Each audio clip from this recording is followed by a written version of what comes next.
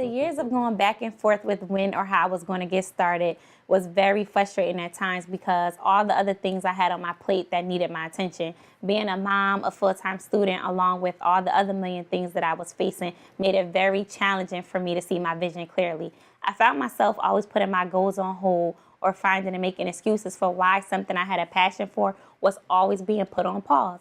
I used to blame the fact that I was a single mother and dealing with a child who faces sickle cell disease was the reason why I couldn't get things done. One day I said to myself, like, Tiffany, it's time to step it up and start handling your business. So what I called my weakness at the time, I turned it into my strength. Now, don't get me wrong. Being a mother is very challenging. I'm the first to say that it's been a crazy ride, but a great one in disguise.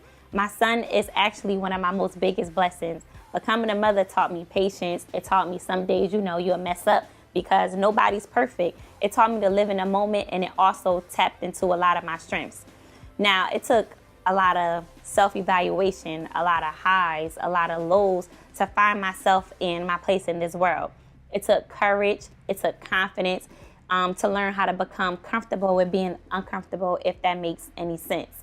And by doing that, it made me go harder for what I wanted, and at the same time teaching me to be my authentic self. And that's very important, to learn how to be your authentic self.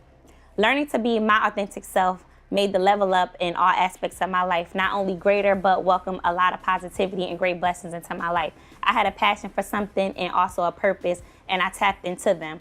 The growth within me made it possible, and once I secured who Tiffany was, the long journey of creating TCA came about, and now I was ready to get started.